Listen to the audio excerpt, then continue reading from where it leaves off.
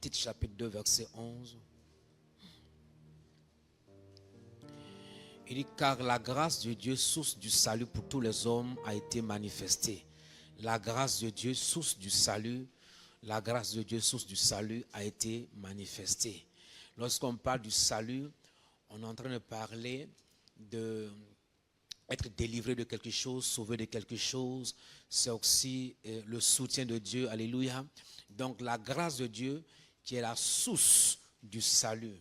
Donc sans la grâce de Dieu, il n'y a pas de salut. Amen. Sans la grâce de Dieu, il n'y a pas de salut. Ça veut dire que si la grâce n'accompagne pas ton entreprise, si la grâce n'accompagne pas ce que tu fais, il te sera difficile de pouvoir réussir. Alléluia. L'une des choses les plus importantes sur cette terre, c'est la grâce de Dieu. Amen. Vous savez, la grâce, tes efforts, ton travail, tout ce que tu peux faire sont de bonnes choses. Mais ces choses-là ne sont pas comparables à l'effet ou à l'impact de la grâce de Dieu dans ta vie. Amen. Alléluia. Donc, des fois, pour comprendre mon message, il faut d'abord comprendre depuis le séminaire. Au lieu de travailler pour être riche, il faut faire l'effort pour avoir la grâce de Dieu. Au lieu de te focaliser sur la richesse, focalise-toi sur la grâce de Dieu. Alléluia. Parce que si tu te focalises sur la grâce de Dieu, la grâce de Dieu est capable d'attirer de grandes choses dans ta vie. La grâce de Dieu est capable de t'attirer des clients. La grâce de Dieu est capable de te donner un emploi. Alléluia. Notons rapidement certaines choses par rapport à la grâce dans le travail ou dans ton entreprise ou dans ta destinée. Numéro un, au lieu de vous battre pour obtenir des richesses, battez-vous pour obtenir la grâce et le fait d'être choisi. Il faut te battre pour être choisi. Vous savez, être choisi n'est pas comparable à tes efforts. Alléluia. Lorsque la grâce de Dieu, n'est-ce pas, se manifeste, tu n'as pas besoin de travailler et de faire beaucoup d'efforts pour obtenir certaines choses. Donc, être choisi, c'est une grâce. Amen. Il faut se battre pour obtenir la grâce. La différence dans la vie de deux personnes, la différence peut se faire par la grâce. Alléluia. Numéro 2. Une personne qui a la grâce est une personne bénie. Donc, si tu cherches la bénédiction, il faut chercher la grâce de Dieu. Il faut chercher la grâce de Dieu. La grâce, des fois, on le nomme comme une faveur dont tu ne mérites pas. Quelque chose que tu ne mérites pas, que tes efforts ne peuvent pas te donner. La grâce, c'est quelque chose que ton intelligence ne peut pas te donner. La grâce, c'est quelque chose que ta beauté ne peut pas te donner. La grâce, c'est quelque chose que ta compétence ne peut pas te donner. La grâce, c'est quelque chose que même tes relations ne peuvent pas te donner. Donc, il est important de rechercher la grâce. Alléluia. Amen. Une personne qui a la grâce peut recevoir des dons surnaturels, peut recevoir certaines choses. Alléluia.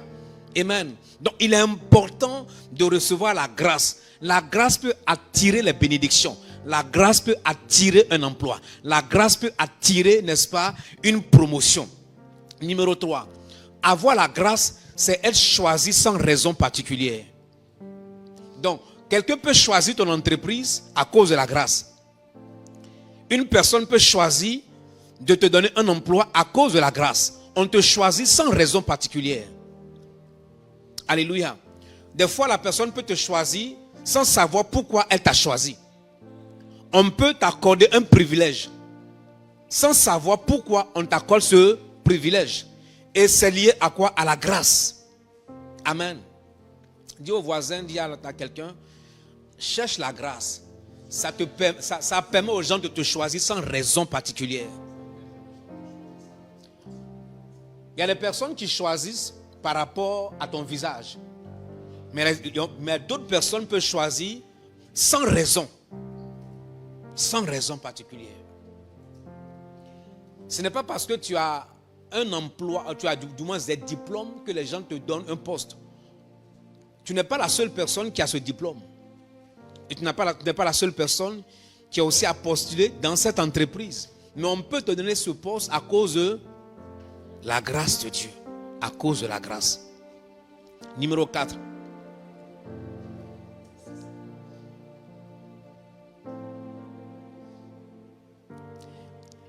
La vie tourne autour de la grâce et le fait d'être choisi. Vous savez, il y a certaines choses que tu peux recevoir qui ne sont pas tributaires de tes compétences. Ça veut dire que ça ne dépend pas de tes compétences. Tu peux être choisi pour un mariage, mais ça ne dépend pas de ta beauté. Donc, la vie tourne autour de la grâce. Si tu ne comprends pas que le monde et la vie tournent autour de la grâce et que tu penses que tout tourne autour des efforts, tu vas perdre beaucoup de choses. Si tu penses que, n'est-ce pas, ce qu'on reçoit sur cette terre est lié au fruit de travail, tu vas perdre beaucoup de choses. Si tu penses que l'ascension, la promotion ou ce que tu peux obtenir est juste attaché, n'est-ce pas, à ton travail, tu vas perdre beaucoup de choses. La vie tourne autour de la grâce. Alléluia. Avoir une maison, c'est la grâce. Manger, c'est la grâce. Alléluia. Travailler quelque part, c'est la grâce. Amen. La vie tourne autour de la grâce. Alléluia. Ce que tu as, c'est par rapport à la grâce. La grâce peut te donner des enfants. Amen. La vie tourne autour de la grâce. Et le fait d'être choisi. Amen.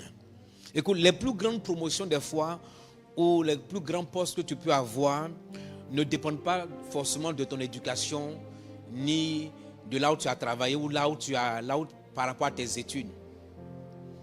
Il y a des gens qui ont fait certaines études, mais qui travaillent dans d'autres domaines et qui sont plus prospères que leurs études. Amen. Tu es d'accord avec moi, non? Oui. Mais pourtant, il y a des personnes qui ont, dans ce même domaine-là, ont étudié, mais qui n'ont pas ce poste.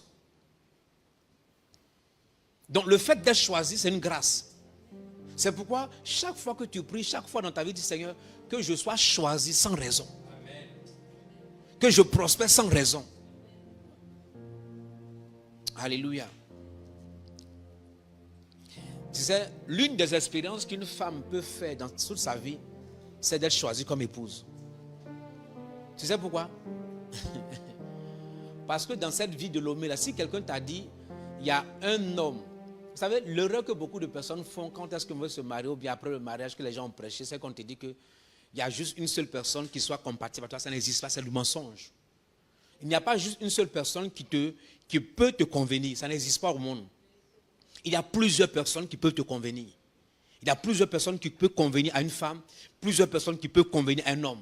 Il n'y a pas juste une seule personne, ce n'est pas vrai. Il n'y a pas juste un seul homme ni une seule femme. Tu me saisis? Donc, quand est-ce que quelqu'un te choisit comme une femme? Ça veut dire qu'il y a plusieurs femmes qui te ressemblent, qui ont aussi le même caractère que toi, qui ont aussi, n'est-ce pas, les mêmes dispositions que toi. La salle est sèche, s'il te plaît. Sois concentré.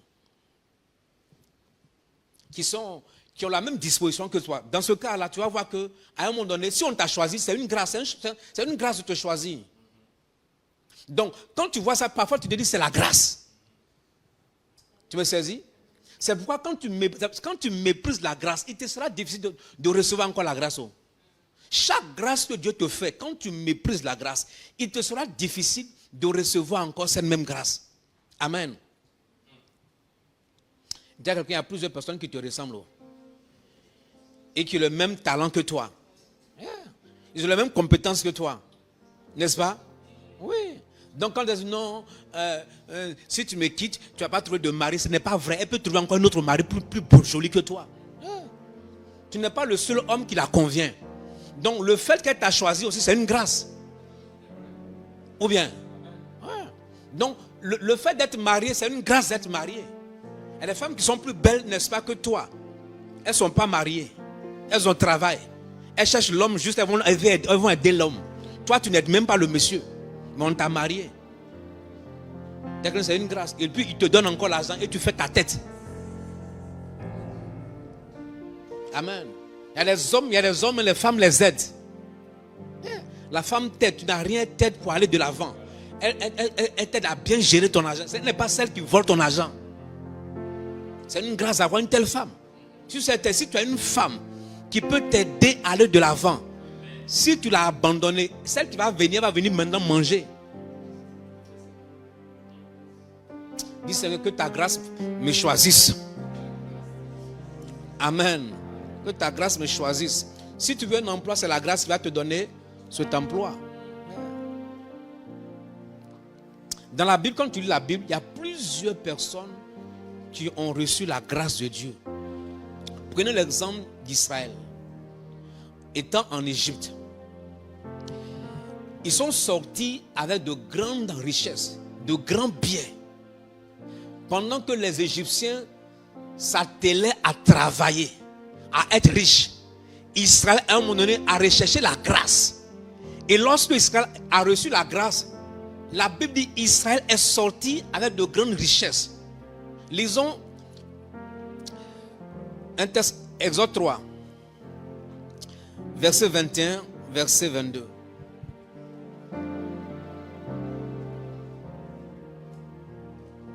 Il dit, Exode 3, verset 21, Dieu dit, je ferai même trouver grâce à ce peuple aux yeux des Égyptiens. Je ferai même trouver grâce à ce peuple aux yeux des Égyptiens. Et quand vous partirez, vous ne partirez point à vide.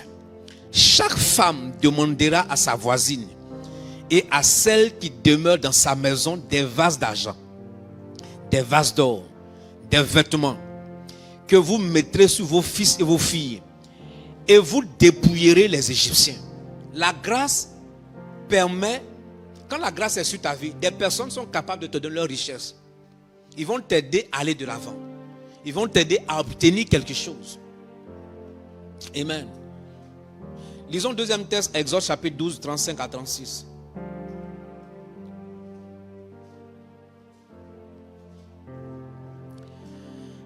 On dit, les enfants d'Israël firent ce que Moïse avait dit et ils demandèrent aux Égyptiens des vases d'argent, des vases d'or et des vêtements. L'Éternel fit trouver grâce au peuple aux yeux des Égyptiens qui se rendirent à leur demande et ils dépouillaient les Égyptiens. Quand la grâce est sur ta vie, tu peux demander quelque chose à quelqu'un te donne. Tu me saisis? Quand la grâce est sur ta vie, tu peux demander quelque chose, on te donne. Quand la grâce est sur ta vie, les gens sont disposés à t'aider pour que tu puisses aller de l'avant. Deuxième exemple, par exemple, c'est que Ruth a trouvé la grâce. Quand la grâce est de te localiser, tu peux te marier. Je prie que la grâce te localise. La grâce localise chaque personne qui cherche un mariage. Dis-moi Amen. Alléluia.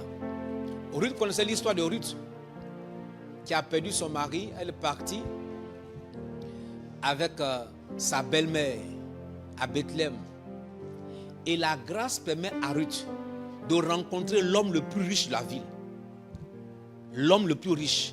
Elle travaille dans son champ pour juste manger. Quelque temps après, le monsieur là la marie. C'est la grâce qui a localisé Ruth. Alléluia. Écoute, la grâce c'est... Et puis, tu vois, Ruth n'est pas israélite. Dans la loi, elle n'est pas censée se marier avec un juif. Et puis, quand tu lis la généalogie de Jésus, Ruth fait partie de la grande-mère. C'est quelle grâce! Pendant ce temps, il y avait des femmes israélites qui n'ont pas pu marier Boaz. Quand tu lis, on dit dans la ville, l'homme le plus riche de la ville, c'est Boaz. Elle est moabite, elle quitte quelque part. Elle a perdu son beau-père, elle a perdu son beau-frère, elle a perdu son mari. Elle arrive quelque part. La Bible dit, même pour manger, c'est compliqué. Et puis, elle s'élève un matin, elle dit, je vais chercher un champ ou glaner, juste avoir quelque chose pour ramener à ma belle-mère pour qu'on puisse manger. Dieu l'a conduit dans un champ qui appartenait à Boaz. Et la Bible déclare qu'elle a commencé à glaner. Et quand Boaz vient, elle dit, mais c'est quelle jeune fille ça? On dit, non, c'est une Moabite qui est venue. Depuis le matin, elle a commencé à glaner, elle ne s'est même pas arrêtée. Le monsieur dit, ne la touchez pas, qu'elle puisse glaner, elle peut prendre tout ce qu'elle peut, qu'elle mange aussi. Et Boaz lui dit, jusqu'à ce qu'on finisse la moisson, tu peux venir chaque jour. Dans fini chaque jour là, il a marié.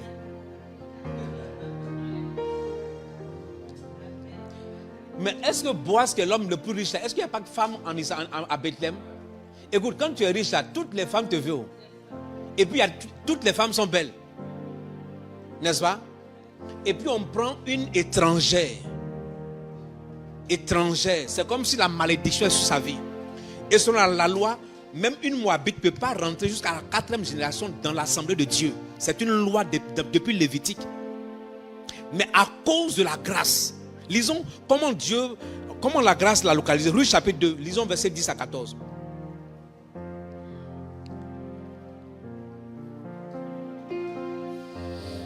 On dit, alors elle tomba, lorsque le monsieur, elle tomba sur sa face et se prosterna contre terre et elle lui dit, comment ai-je trouvé grâce à tes yeux? Pourquoi tu t'intéresses à moi qui suis une étrangère? Boaz lui répondit, on m'a rapporté tout ce que tu as fait pour ta belle-mère depuis la mort de ton mari et comment tu as quitté ton père et ta mère et le pays de ta naissance pour aller vers un peuple que tu ne connaissais point auparavant. Que l'Éternel te rende ce que tu as fait et que ta récompense soit entière de la part de l'Éternel, le Dieu d'Israël, sous les ailes duquel tu es venu te réfugier. Et elle dit, oh, que je trouve grâce à tes yeux, mon Seigneur, car tu m'as consolé et tu as parlé au cœur de ta servante. Et pourtant, je ne suis pas moi, comme l'une de tes servantes. Au moment du repas, Boaz dit à Ruth, approche, mange du pain et trempe ton morceau dans le vinaigre. Elle s'assit à côté des moissonneurs. On lui donna du grain rôti. Elle mangea et se rassasia. Elle garda le reste. Elle est partie donner le reste également à sa belle-mère. Quelque temps après, sa belle-mère dit, écoute, ce monsieur-là, il fait partie de notre parenté. Et je vais te dire une chose. Prochainement, quand tu pars, lave-toi, parfume-toi et va à ses pieds. Et quelque temps après, c'est pourquoi, écoute, si on ne peut pas te donner conseil, tu vas échouer toujours. Il y a des personnes à qui tu ne peux jamais conseiller. Sa belle-mère, Naomi, lui donne une stratégie pour dire comment il faut avoir ce homme. Elle part, elle a couché à ses pieds, elle lave, elle nettoie ses pieds. Va lire la Bible, elle nettoie ses pieds. Et quelque temps après, elle dit, tu es une bonne femme. Elle dit, comme tu n'as pas désiré le jeune homme et que tu es venu vers moi, tu vas lire la Bible. Il y a un monsieur qui peut te racheter. Selon la loi, quand ton frère meurt ou quelqu'un de la famille meurt, il faut que quelqu'un te rachète. Mais il y a quelqu'un qui est plus âgé que moi, il doit te racheter. Je vais aller parler. Si tu ne rachètes pas là, je te prends. Il convoque la famille, il convoque les anciens de la ville. Il dit ensuite, voici, Naomi est venue avec cette femme-là qui s'appelle Ruth. Mais je n'ai pas le droit de rachat. Celui qui a le droit de rachat, c'est notre aîné, voici. Qui nous dit s'il veut la prendre comme femme ou pas. Il dit, moi, je n'ai pas l'argent pour prendre ma femme là. Il dit, il a dit aux anciens, vous êtes témoins. Comme il n'a pas, maintenant je la prends. Écoute, de moissonneuse, ouvrière, elle est devenue propriétaire du champ. Propriétaire de tous les ouvriers avec elle. Quand elle est partie, les gens le regardaient comme une moissonneuse. Quelque temps après, elle est devenue propriétaire. Et parce qu'elle s'est mariée à Boaz, qui est le propriétaire des champs, et les ouvriers, les servantes sont à sa disposition. La grâce, quand elle te localise, ça peut te donner un mariage et une promotion. Amen. Je prie que cette même grâce te localise. Amen. Et puis l'autre chose, c'est que Naomi lui donne des conseils. Si on ne peut pas te conseiller, tu ne réussis pas dans la vie. Si on n'est pas capable de te dire ce que tu fais mauvais, tu ne peux pas réussir dans la vie. Les personnes qui refusent les stratégies qu'on leur donne, les conseils, ne réussissent jamais. Tu ne peux pas faire à ta tête et réussir. Alléluia. Troisième, prenons le cas de Joseph, qui a trouvé grâce, qui est devenu un héros national et qui est devenu gouverneur de toute l'Égypte. Actes chapitre 7. Lisons ce que le livre des Actes nous dit d'abord. Actes chapitre 7. On dit les patriarches. On parle de tous les 12 là, on parle des frères de Joseph. On dit les patriarches. Il y a Judas, il y a Ruben, il y a Simeon, il y a Manassé, tous ceux. On dit, et il y a Benjamin également, on dit, les patriarches jaloux de Joseph le vendirent pour être emmené en Égypte. La dernière fois, je parlais à quelqu'un qui me parlait d'une situation familiale. Il lui a dit, écoute, on peut être de même père, mais les gens peuvent te jalouser pour te détruire après. Même de même père, de même mère. Ça a commencé, ce n'est pas maintenant ça a commencé, depuis la chute de l'homme. Parce qu'on dit, leurs frères propres, ils l'ont vendu. Ils l'ont vendu. Tes frères peuvent te vendre. Quand on est petit là, on ne sent rien. Au fur et à mesure qu'on grandit, tu vas te rendre compte que tu te distances de temps en temps de certains frères et certaines sœurs. Et des fois même, vous voyez rarement. Pourtant, vous êtes sortis du même père ou de la même mère. La vie nous réserve beaucoup de surprises. C'est pourquoi l'une des choses qui peut te permettre de réussir au milieu de l'adversité, c'est la grâce. On dit les patriarches, ses frères l'ont vendu pour être emmené en Égypte. Mais Dieu fut avec lui et le délivra de toutes ses tribulations. Il lui donna de la sagesse et lui fit trouver grâce devant Pharaon, roi d'Égypte, qu'il établit gouverneur d'Égypte et de toute sa maison. Il faut la grâce pour te prendre comme esclave vendu. Là où tu commences n'est pas le plus important, c'est là où tu vas terminer qui est important. Mais pour bien terminer, tu as besoin de la grâce. Alléluia. Il faut se connecter à Dieu pour avoir la grâce. Quatrième exemple, Daniel et ses amis. La promotion de Daniel est liée à la grâce. Daniel chapitre 1, verset 8, verset 9. On dit Daniel résolut de ne pas se souiller par les maîtres du roi et par le vin dont le roi buvait. Et il pria le chef des eunuques de ne pas l'obliger à se souiller. Dieu fit trouver à Daniel faveur et grâce devant le chef des eunuques. L'un des principes que je veux prêcher de l'autre côté par rapport à la faveur qui réussit avec les jeunes, c'est que fais attention aux relations. Parce que quand Dieu te donne grâce, il te fait trouver grâce auprès des hommes. On est d'accord? Ça veut dire que parfois c'est un homme qui soit capable de te donner quelque chose dont tu as besoin. Donc les relations sont importantes dans la vie pour avoir la grâce. Et les gens te disent à moi, je compte sur Dieu. Oui, Dieu donne la grâce, mais il te fait trouver grâce devant les hommes, devant les femmes. C'est pourquoi il est important de savoir traiter les gens qui sont en face de toi. Il y a un monsieur qui est parti en Angleterre juste parce que son frère, peut-être qu'il a prié, mais son frère l'a aidé à aller en Angleterre. Quand il est arrivé là-bas, c'est un bon chrétien. Il est arrivé là-bas, il dort, son frère lui parle, il faut que tu sois pour travailler. Il dit non, lui c'est Dieu lui-même qui l'a fait venir à Londres ici. C'est Dieu lui-même qui l'a amené ici. Que ce n'est pas son frère. Son frère a attendu l'hiver. En hiver, il dit comme Dieu t'a amené, tu vas dans la maison de Dieu. Il dit comme Dieu t'a fait quitter la Côte d'Ivoire pour arriver à Londres ici là, va où Dieu se trouve. Parce que quand Dieu te fait grâce, il te fait grâce par rapport à un homme.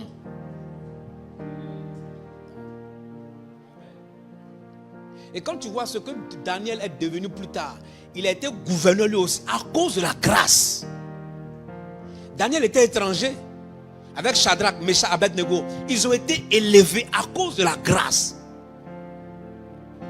Alléluia. Prenons l'exemple de Marie, la mère de Jésus. Lisons le discours de Marie avec l'ange. Et tu vas comprendre. Marie avait la grâce. Alléluia. Lisons Luc 1, 26-27. 26-29. On dit au 6e mois, l'ange Gabriel fut envoyé par Dieu dans une ville de Galilée appelée Nazareth, auprès d'une vierge fiancée à un homme de la maison de David, nommé Joseph. Écoute-moi bien. Je méditais, je réfléchissais sur la grâce de Marie. Dans le monde entier, Dieu localise une nation, Israël. En Israël, Dieu localise une ville d'Israël par la grâce. Dans la ville, Dieu localise une famille en Israël par la grâce. Dans cette famille, Dieu localise une femme par la grâce. Et cette femme, elle est vierge. Elle n'est pas la seule vierge parmi toutes les vierges. Parmi toutes les vierges, Dieu localise par la grâce une vierge. Parmi toutes les femmes du monde, Dieu localise une femme par la grâce. Donc quand tu regardes l'histoire de Marie, ce n'est pas juste un privilège, quelque chose dont elle méritait. Elle ne méritait rien. Parmi toutes les femmes qui sont en Israël, elle n'est pas la seule vierge. Dans cette famille, elle n'est pas la seule vierge. Et puis la grâce la localise. Alléluia. La Bible déclare à partir du verset, il dit le nom de la vierge était Marie. L'ange entra chez elle et dit, je te salue, toi à qui une grâce a été faite. Le Seigneur est avec toi. Troublée par cette salutation, Marie se demandait ce que pouvait signifier une telle salutation. Toi à qui la grâce a été faite. Ce matin, je déclare, Dieu va accorder la grâce à quelqu'un. Alléluia. Que Dieu t'accorde cette grâce dans ton entreprise. Que Dieu t'accorde cette grâce dans tes affaires. Que tu sois la seule personne localisée au nom de Jésus. Alléluia. C'est un grand choix. D'aller choisir Marie, c'est un grand choix. Aujourd'hui, cette femme-là, on la nomme partout dans le monde. C'est un grand choix. Dans ta famille, je prie que tu sois localisé et que tu sois choisi. Si on cherche quelqu'un pour un travail, que ce soit toi qui sois choisi. Alléluia. Si les gens cherchent la promotion, on cherche une personne à promouvoir, que ce soit toi qu'on puisse promouvoir au nom de Jésus. Alléluia. Écoute, regarde dans cette ville de Lomé, du Togo. Et puis Dieu descend. Et Dieu dit, je choisis Lomé. Et dans Lomé là, parmi toutes les femmes, tous les hommes, Dieu vient dans ta maison. Et tu n'es pas la seule personne qui soit juste. Dieu vient dans ta maison. Tu n'as pas mérité, tu n'as pas travaillé, tu n'as fait aucun effort. Et puis il descend et dit, moi je te choisis pour telle chose. Quand tu regardes cette grande grâce, tu comprends que on ne peut pas accéder au niveau supérieur sans le concours de la grâce. Marie ne sera jamais Marie sans la grâce de Dieu. L'ange lui dit, la grâce t'a été faite. Elle comprend qu'elle ne méritait pas. Par rapport à sa beauté, elle ne méritait pas. Quand tu comprends la grâce, tu deviens beaucoup plus humble dans la vie. Quand tu comprends la grâce, tu comprends que tout le monde, ce que tu as là, l'autre aussi peut mériter. Amen. Écoute, les parents que tu as eus là, peut-être qu'ils t'ont aidé là, est-ce que tu as payé pour les avoir? C'est pourquoi, quand la grâce localise une famille, c'est facile pour les enfants de réussir, mais ce n'est pas par mérite. Beaucoup d'enfants, des personnes aisées qui ont réussi, ne méritaient pas. Ils ne sont pas plus intelligents que les enfants des pauvres. Quand tu vas à l'école, tu vois que les enfants, les personnes de niveau moyen, là, ils sont plus intelligents, mais ils sont limités du fait que les parents n'ont pas de moyens pour les amener plus loin. Donc quand est-ce que tu vois, tu réussis, les enfants, ils doivent apprendre la grâce et l'humilité.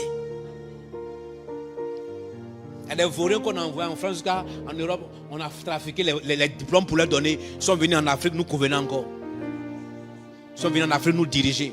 Parce que son papa connaissait quelqu'un, on dit bon, il vaut rien, il a triplé, on dit bon, donne-lui diplôme, dit qu'il a eu diplôme. On envoie en Afrique, il vient diriger un pays, il vient diriger, n'est-ce pas, un ministère, il vient diriger une entreprise. L'entreprise fait faillite, mais il dit il y a un diplôme, il ne connaît rien. C'est la grâce par rapport à son père. Tu dois être humble.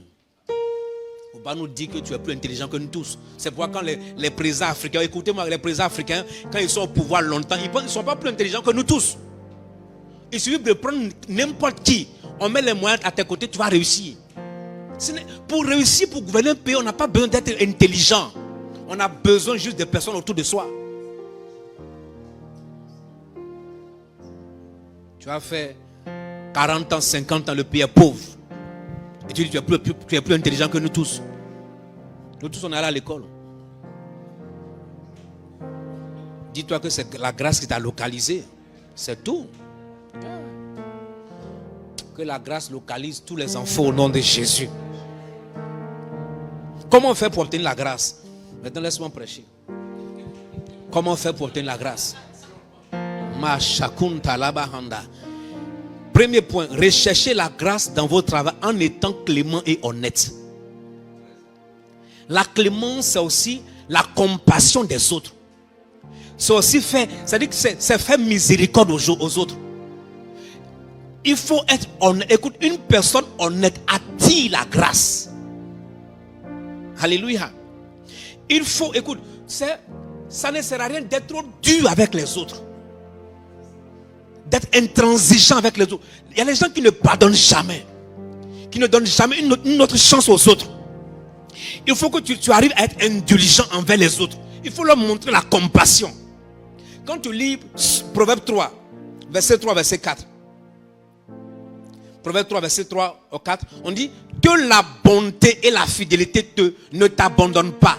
Lis-les à ton cou. Écris-les sur la table de ton cœur. Pourquoi il insiste? Il dit quoi? Il dit que la bonté, que la fidélité ne t'abandonnent pas. Parce que Salomon sait que c'est important.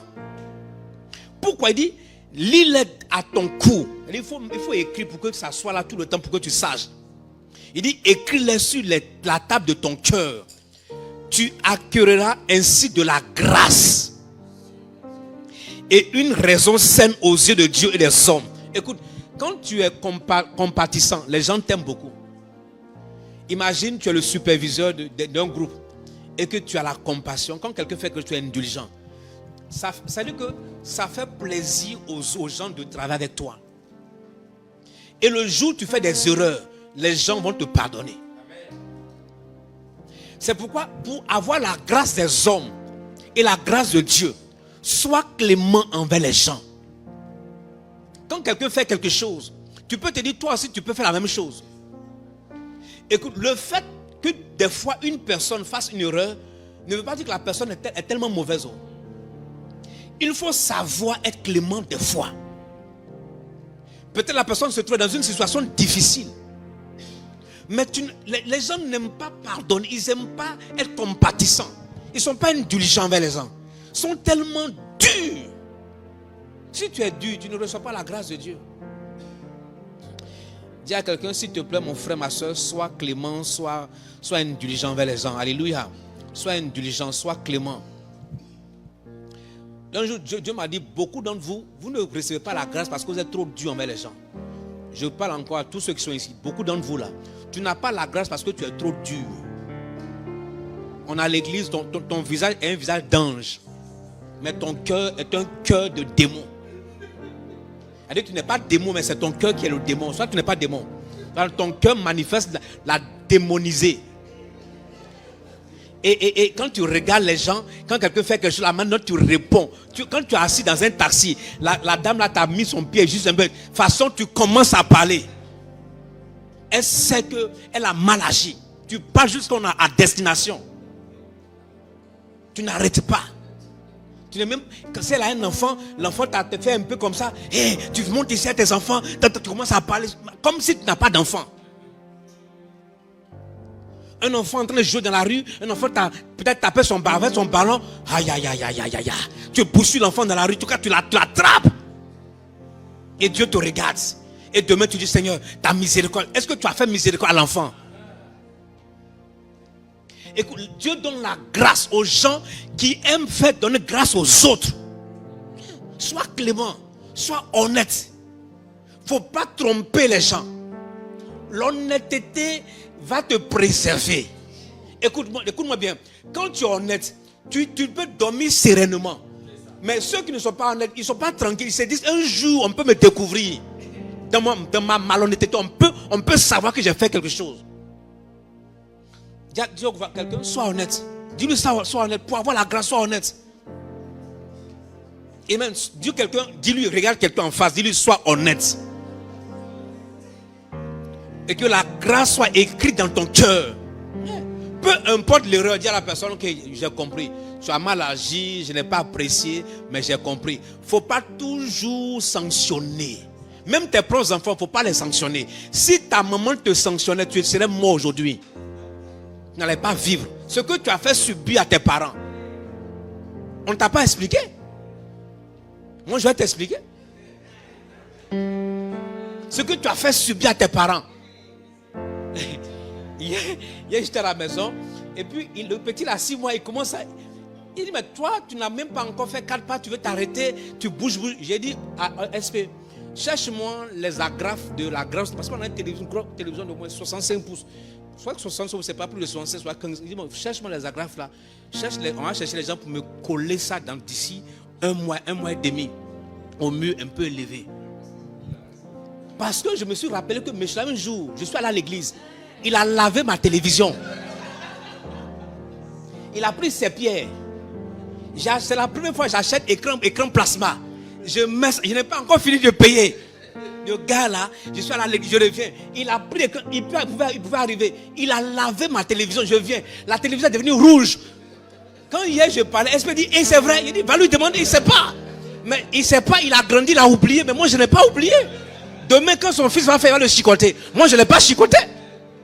Donc j'ai dit, il faut qu'on fasse pour qu'on mette ça à la cause de Myron. Le gars là, il va venir casser ça là. Ça là, c'est pas pour 500 000, ça dépasse. Mais c'est ce que tu as fait. Oh. C'est l'exemple que je te donne. Ce que tu as fait. Toi aussi tu as fait comme ça. Tu as fait comme ça. Et on t'a pardonné. On a laissé. Parfois, la maman a préparé une bonne sauce. Quelque chose pour ton papa. Elle a servi. Au moment que le monsieur est en train de venir, ah, chérie, je viens. Au moment, paf, tu as versé. Elle panique. Et toi, tu es tranquille, tu ris. Tu ris. Elle s'est dit, comment elle va faire pour que le monsieur rentre. Il allait travailler, comment elle va faire pour manger. Elle panique, elle rentre dans la cuisine. Elle fait ses efforts. Et toi, tu es tranquille, tu grandis. Sois clément envers les autres. Moi, je ne comprends pas pourquoi certaines femmes, quand ton fils casse le verre, tu le chicotes. Je ne comprends pas. Quand il casse l'assiette, tu le chicotes. Pourquoi? Toi, tu casses tout le temps la cuisine là-bas. Personne n'est là pour te voir. Quelle femme ici qui n'a jamais cassé l'assiette qu'on a acheté? Lève ta main. Quand tu casses, est-ce que tu te tapes toi-même? Pourquoi quand ton enfant casse l'assiette, toi tu le tapes? Parce que c'est toi qui as acheté. Et ce que toi tu as cassé, qui a acheté? Écoute, quand tu es clément, les gens t'apprécient. Et les gens te font grâce. Et Dieu t'accorde plus la grâce. Quand quelqu'un veut acheter quelque chose chez toi et que la personne dise non, je renvoie, il ne faut pas dire non, moi je prends plus les marchandises. Hein, il faut être clément. La personne a acheté, n'est pas satisfaite. Non, je suis parti, mais le produit là, c'est pas. Est-ce que tu me changes? Je dis ok, envoie, je vais changer. Ça fait quoi? Tu es en train d'avoir plusieurs clients au travers elle que tu ne sais pas. Mais tu es là, non. Moi, marchandise, pas de reprise. Ça, de reprise, ça, c'est fini ça. Tu as pris, tu es parti à la maison, je ne reprends plus. Elle va dire à ses amis que la femme là, il ne faut plus aller acheter chez elle, c'est fini ça. Sois clément. Récupère et remplace. Deuxième, rechercher la grâce en étant juste. Rechercher la grâce en étant juste. Être juste selon Dieu, c'est vivre en harmonie avec sa volonté. C'est ça la justice de Dieu. C'est vivre en harmonie avec sa volonté. La justice attire la grâce. La Bible dit en Psaume 5 verset 12. Psaume 5 verset 12. Il dit tu bénis, Psaume 5 verset 12.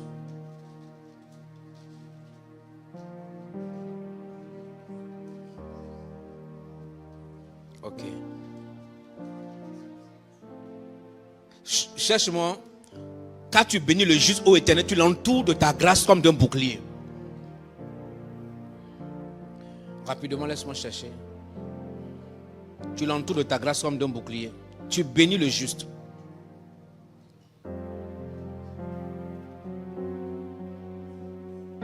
C'est quoi somme commun? Combien? 5.13. Au fait, lui, il a la version électronique. Ce n'est pas la bonne version. La version papier 12. C'est pourquoi je leur dis toujours non qu'à regarder. Cette version électronique, quand tu vois la version électronique, tu vois, c'est pourquoi on dit aux gens, les gens sont en train de trafiquer la Bible. Il y a certains versets qui sont en train d'enlever si c'est électronique. Prends la Bible papier. Il dit, car tu bénis quoi? Le juste, ô Éternel, tu l'entoures de ta grâce comme d'un... Donc il bénit qui? C'est le juste, on l'entoure de quoi? De sa grâce. La justice c'est quoi? La justice c'est le fait de t'aligner à la volonté de Dieu. Se soumettre, n'est-ce pas, à Dieu. C'est l'intégrité, c'est la droiture, l'honnêteté dans les relations quotidiennes. C'est ça la justice. Dans les relations quotidiennes, tu trompes, tu n'es pas honnête. Tu n'as pas la compassion du prochain. Tu ne défends pas le faible. La justice, c'est défendre les faibles. Tu vois que les faibles sont méprisés, sont rabaissés. Les faibles sont marginalisés.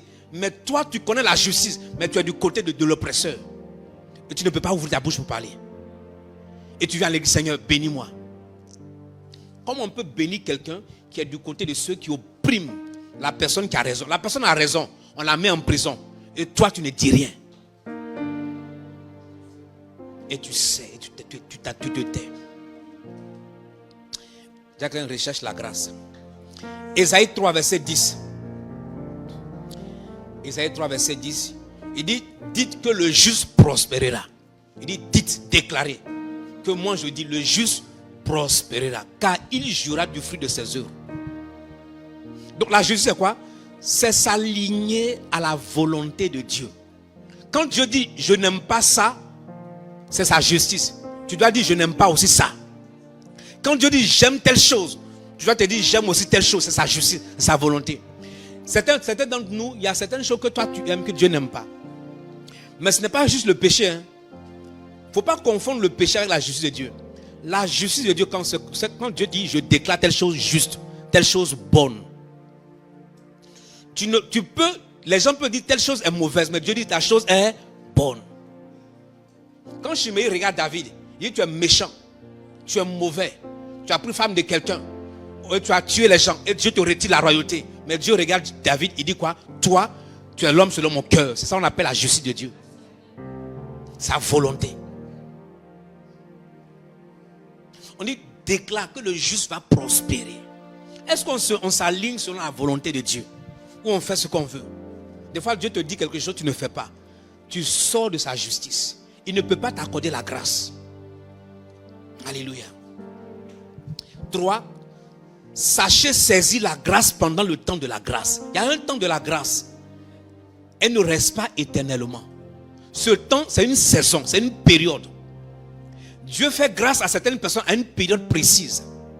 Si le temps de la grâce passe, tu n'as plus la grâce de la part de Dieu. C'est à toi de détecter, de savoir, de connaître la grâce que Dieu veut t'accorder. Et en cette période précise. Alléluia. Il faut savoir, est-ce que c'est à cette période-là que Dieu m'a accordé la grâce? Vous savez, il y a certaines femmes qui ont perdu la grâce de se marier. Parce qu'au moment où tu devais te marier est passé. Tu sais pourquoi? Parce que, tu vois, quand beaucoup d'hommes tournent autour de toi, tu penses que ta cote est encore élevée. C'est une preuve que Dieu est en train de dire, il est temps que tu te maries. Il est temps que tu décides. Il est temps que tu choisisses. Quand tu vois beaucoup de personnes venir et que les gens sont là, les gens te sollicitent, toi, en ce moment-là, ça te fait plaisir d'avoir plusieurs personnes qui te courtisent. Et tu te sens une reine. Et tu appelles ma copine, il y a un qui est venu. Il y a un encore qui est venu. Mais moi, il ne m'intéresse pas. Il y a l'autre qui est venu à sa voiture, fait malin. Moi, il ne m'intéresse pas.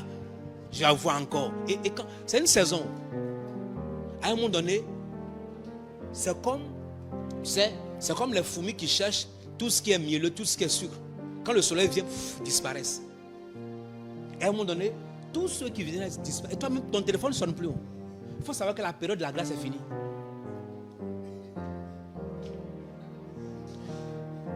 Quand tu cherches un emploi, qu'il y a plusieurs personnes, plusieurs entreprises qui te veulent, c'est la saison de la grâce. Prie pour choisir. Ne pense pas que cette saison va rester éternellement. Il y a une période. Toute grâce a une période. Toute grâce a une période. Et quand la grâce passe, tu ne peux plus l'obtenir. Ton jeûne ne ramène pas la grâce. Parce que ton jeûne est un effort. La grâce, par exemple, Dieu décide de venir dans une ville. Il dit, moi, avec toi, je vais faire telle chose. Décide, si tu dis oui, je fais avec toi. Quand tu dis non et tu ne fais pas, il va trouver une autre personne, il commence. Le temps où tu te dis, je suis prêt, il ne vient plus. Il n'a rien. Dieu passe à autre chose.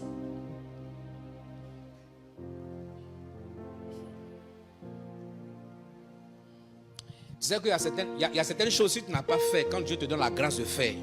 Et quand cette période passe là, ta vigueur ne peut pas faire ça. Tu sais ça, non? Ta vigueur ne peut pas faire ça.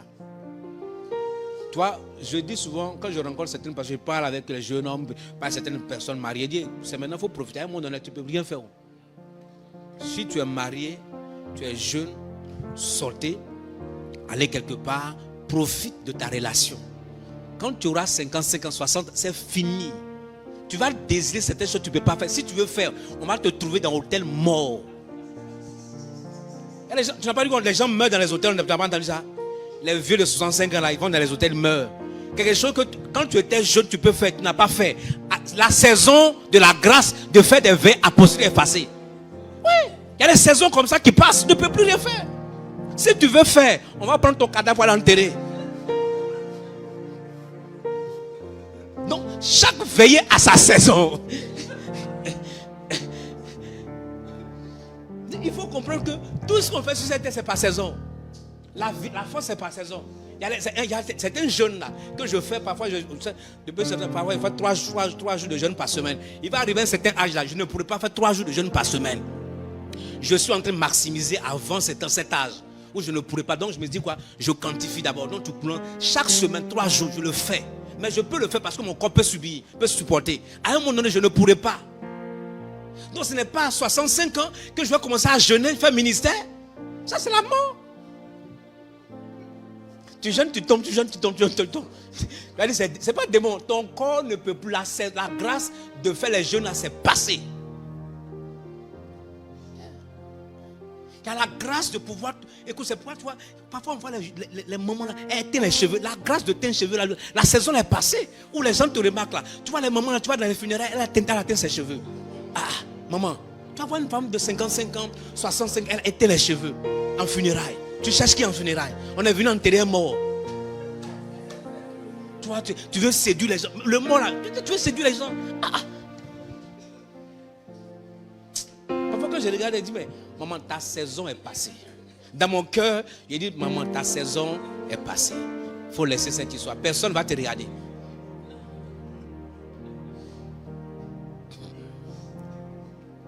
Psaume 102, verset 13. Psaume 102, verset 13.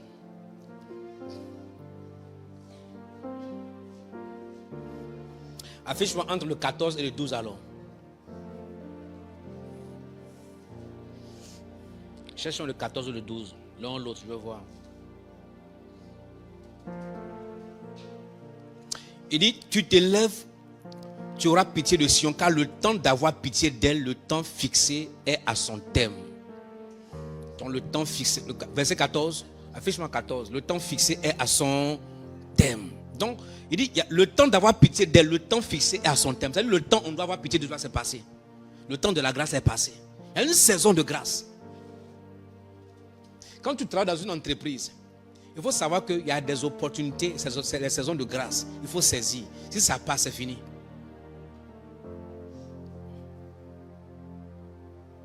Non, ce n'est pas verset. Je dis Psaume 102, verset 13 ou verset 14. Ok, verset 14. Tu te lèves, tu auras pitié de Sion, car le temps d'avoir pitié d'elle, le temps fixé est à son terme. Donc quand c'est fini, on ne peut plus avoir pitié de toi. À certaines personnes, par exemple, il peut pardonner, il te fait grâce, tu fais des erreurs, il fait grâce, tu viens, il revient encore. À un moment donné, quand il ne parle plus, c'est que c'est fini. Tout ce que tu vas faire là, ça ne sert à rien. Le temps là est passé. Raison pour laquelle quand tu chemines avec des hommes, des femmes, il faut savoir qu'il y a une limite à toute chose. Moi un jour Dieu m'a enseigné quelque chose. Il m'a dit, sur cette terre, j'ai une limite pour toute personne à ne pas franchir. Il m'a dit, aussi longtemps que la personne n'arrive pas à cette limite-là, elle peut faire tout ce qu'elle veut, je ne fais rien. Mais la limite que j'ai placée, quand la personne franchit cette limite-là, il n'y a plus de demi-mesure, il n'y a plus de retour. Elle tombe dans le même, elle tombe dans mon jugement et dans l'enfer. Quand la personne franchit, je ne regarde plus la personne, c'est fini pour moi.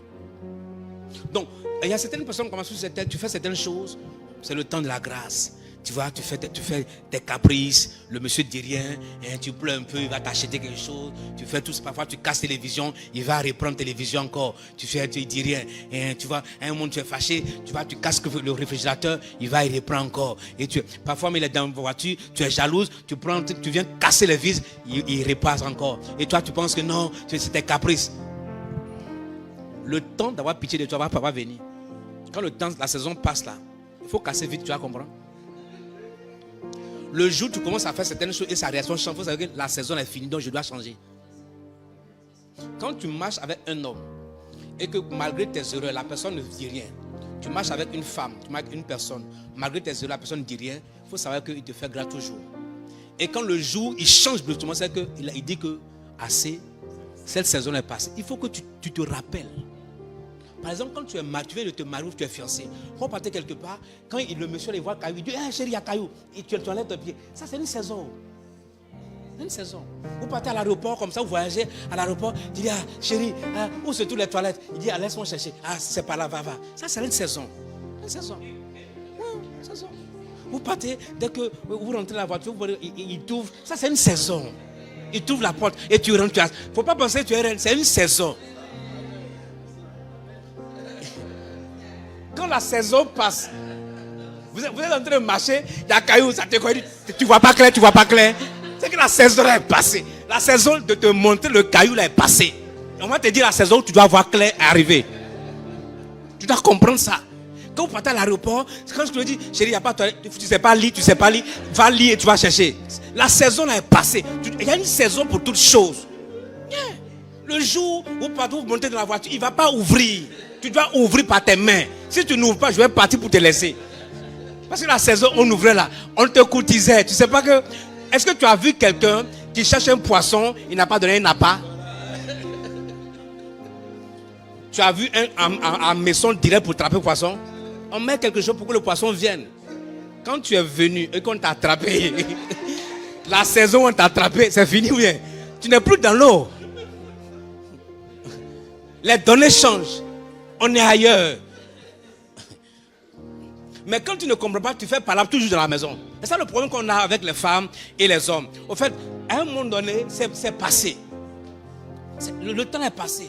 Chérie, fais-moi bisous tous les jours. Le temps de bisous tous les jours est passé. C'est quand on a commencé qu'on peut faire bisous tous les jours. Après 2 ans, 3 ans, 5 ans, on ne peut pas faire bisous tous les jours. On a trop de choses dans la tête. Comment on va payer le loyer là? C'est ça qui est là dans ma tête. Tu fais bisous. Est-ce que bisou va m'aider à payer le loyer? Je nous fais un bisou. Avant de partir, faire un bisou. Je suis Qu'est-ce que bisou a apporté, Bishop? Le prophète là, qu'est-ce que bisou nous a apporté depuis qu'on fait là? Ça n'a rien donné. On est en train de penser à autre chose. Quand je suis couché sur le lit, à 2 heures, je n'arrive pas, donc je pense. Toi, tu penses à autre chose. Moi, hier, là, je suis venu ici. Quand j'ai fini la prière avec les jeunes, je suis allé à la maison me laver, manger. Je suis venu dormir ici, prier jusqu'à 2 heures du matin. Je dormis pour réveiller à 5 heures. Je dis à ma femme que je me mets à l'église. Je ne veux pas dormir. Je pense que dans ces temps, c'est tous les jours là, tous les samedis du moins, je dois dormir à l'église quelque part pour aller prier. Je suis parti. Il dit, mais quand je vais finir une construction là, je vais dormir tout le temps, presque tout le temps là-bas. Il dit à la maison. Il dit, c'est la maison de Dieu là-bas. C'est la maison de Dieu. Maison de Dieu. La maison de Dieu. Après, il m'a écrit, si tu es à la maison, bon, il dit c'est pourquoi je ne suis pas à la maison. Je suis quelque part en train de prier Dieu. On va aller au ciel, on veut aller au ciel. Au ciel, il n'y a pas marié femme là-bas. Chacun répond. On t'a appelé à faire ça, on ne t'a pas appelé à le faire veiller. Dis à quelqu'un, il y a une saison. Affiche-moi Isaïe 49, verset 8. Isaïe 49, verset 8. Il dit, ainsi parle l'Éternel, au temps de la grâce, je t'exaucerai. Écoute, quand tu vois des fois, tu pries et tu es exaucé, c'est le temps de la grâce. Il dit, ainsi parle l'Éternel, au temps de la grâce, je t'exaucerai. Et au jour du salut, je te secouerai. Je te garderai et j'établirai pour traiter alliance avec le peuple, pour relever le pays et pour distribuer les héritages désolés. Il y a un temps où il va t'exaucer. Il y a un temps où il va te secourir. C'est le temps de la grâce. Tu pries, Dieu répond. Tu demandes quelque chose, Dieu répond. Tu sais, il y a une période, quand est-ce que tu es né de nouveau, il y a une grande grâce sur ta vie. Pendant ce temps-là, dès que tu pries, automatiquement Dieu répond. Parce que c'est la période où on t'entretient. Moi, ça m'est arrivé quand j'étais né de nouveau. Je peux prier le lendemain, il y a l'exaucement. Le lendemain, il y a l'exaucement. Parce que c'est la période de la grâce. Dieu t'entretient pour que tu restes toujours. Quand tu atteins une certaine maturité là, maintenant tu vas te dire, tu développes ta propre foi. Quand tu pries, il ne répond pas. Il dit, maintenant tu développes la foi. Tu as dépassé le temps où on doit t'assister. Et quand beaucoup de chrétiens ne comprennent pas, depuis là je prie, je n'ai rien. À un moment donné, c'est ta parole qui déclare. Parce que tu as atteint un stade d'autorité. Et tu as un niveau où Dieu ne fait plus. Jésus dit, je vous donne les clés. C'est à toi d'ouvrir les portes. Et tu parles à la situation. Tu agis par ta foi. Donc il y a une saison où on t'exauce. Une saison où on t'exauce.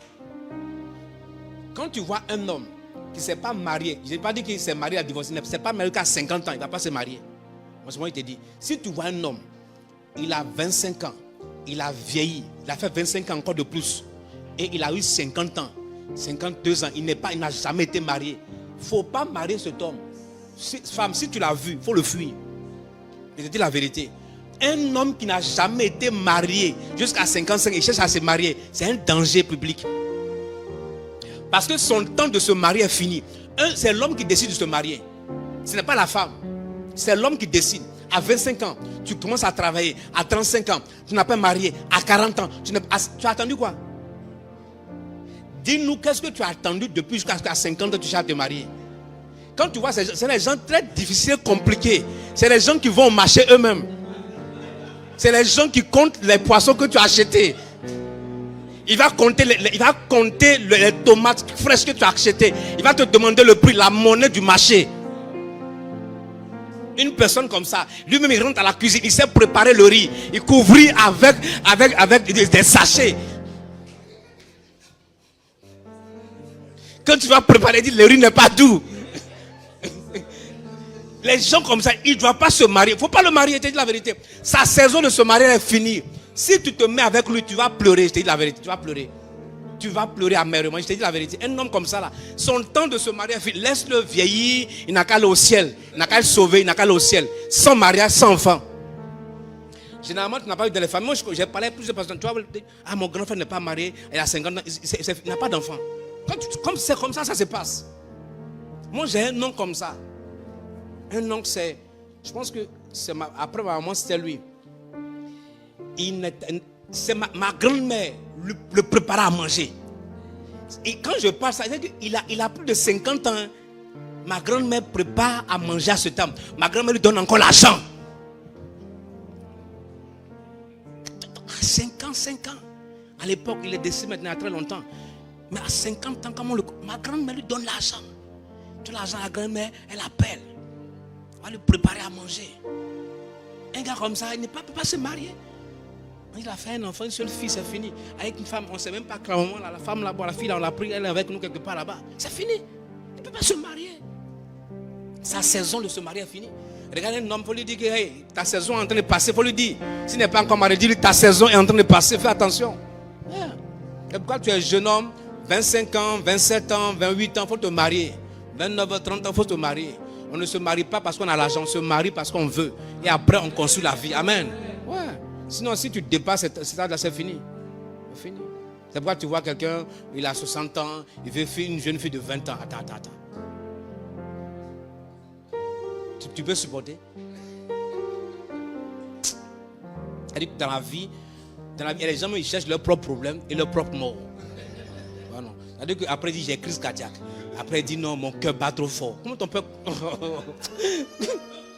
Moi, il ne sait pas comment tu peux. C'est comment toi, tu as 60 ans, tu vas prendre une petite fille de 22 ans, 25 ans et ton cœur bat fort. Mais ils vont t'emmener un rythme, tu ne peux pas. Le rythme, comment on va t'emmener, tu ne peux pas supporter. Même un coup de vin, tu ne peux pas supporter. Tu n'arrives pas encore. Elle dit, si tu n'as pas envie de vivre longtemps sur la terre, il faut faire. Il faut faire. Numéro 4 et dernier point. Non, numéro 4 avant-dernier. Recherchez le Saint-Esprit qui donne la grâce. Vous allez voir dans le livre des Actes des Apôtres, quand le Saint-Esprit est descendu, la grâce était là et la multitude a commencé à venir. C'est le Saint-Esprit qui donne la grâce. Plus tu recherches le Saint-Esprit, plus la grâce vient sur ta vie. La Bible déclare qu'une grande grâce se reposait sur les apôtres. À cause de quoi? Du Saint-Esprit. Il faut passer parfois 30 minutes au minimum ou 1 heure au maxi dans la journée ou pendant tes temps de prière à prier en esprit. Tu vas développer des dons surnaturels et la grâce va commencer à se reposer sur ta vie. Quand les gens vont te voir, ils vont se disposer à cause de la grâce. Il faut prier en esprit. Il faut réclamer le Saint-Esprit de te remplir. Et tu vas commencer à manifester la grâce. Parce que c'est le Saint-Esprit qui donne la grâce. Le dernier point, c'est prier, rechercher la grâce par la prière. Si tu ne demandes pas la grâce, c'est que tu es orgueilleux. Le Saint-Esprit m'a enseigné que toute personne qui ne prie pas pour demander la grâce est une personne qui est orgueilleuse. Parce que tu te suffis par toi-même. Tu te dis que tes compétences peuvent te donner la chose. Tu te dis que ta capacité peut t'emmener loin. Tu te dis que tu es intelligent plus que Dieu, plus que les autres. Donc, une personne qui ne prie pas pour rechercher la grâce, en train de dire, je suis trop belle, je peux me marier sans la grâce. Même le mariage, c'est la grâce. Le mariage, c'est la grâce.